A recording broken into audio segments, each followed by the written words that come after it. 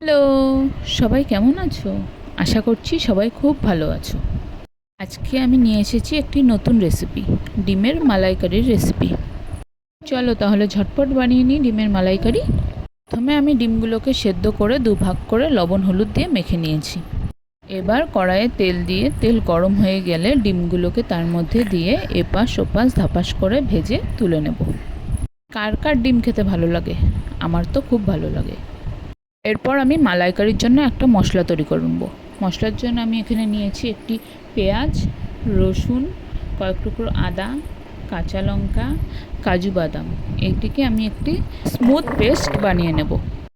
এখন আমি ডিম ভাজার সেই তেলের মধ্যে অল্প একটু তেল দিয়ে তেলটি গরম হয়ে গেলে অল্প ঘি দিয়ে তার মধ্যে আমি এলাচ দারচিনি ফোড়ন দিয়ে দেব। এলাচ দারচিনি দেওয়ার কয়েক সেকেন্ড পর আমি পেস্ট করা মশলাটি দিয়ে দেব। মশলাটি দিয়ে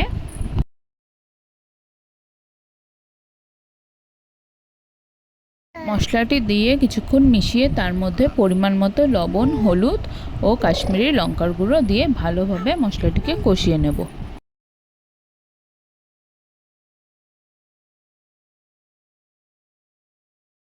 মশলাটি ততক্ষণ পর্যন্ত কষাবো যতক্ষণ না মশলাটি থেকে তেল বেরিয়ে আসছে।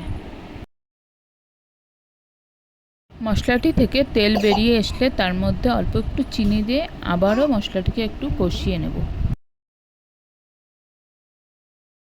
মশলাটি ভালো মতো কষানো হয়ে গেলে তার মধ্যে দিয়ে দেবো নারকেলের দুধ। আমি এখানে নারকেলের দুধ ব্যবহার করেছি, আপনারা চাইলে গুঁড়ো দুধ বা গরুর দুধ যে কোনো দুধ ব্যবহার করতে পারেন।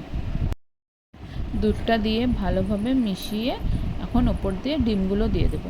খেয়াল রাখতে হবে এখানে ডিমগুলো দিয়ে বেশি নাড়াচাড়া করা যাবে না, তাহলে ডিমগুলোর থেকে কুসুমগুলো বেরিয়ে আসবে।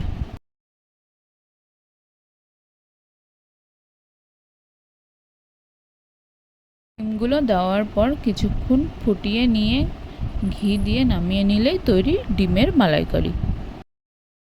এই ডিমের মালাইকারিটি গরম ভাতের সাথে খেতে অসাধারণ লাগে। অবশ্যই ট্রাই করবেন আর জানাতে ভুলবেন না কেমন লাগলো।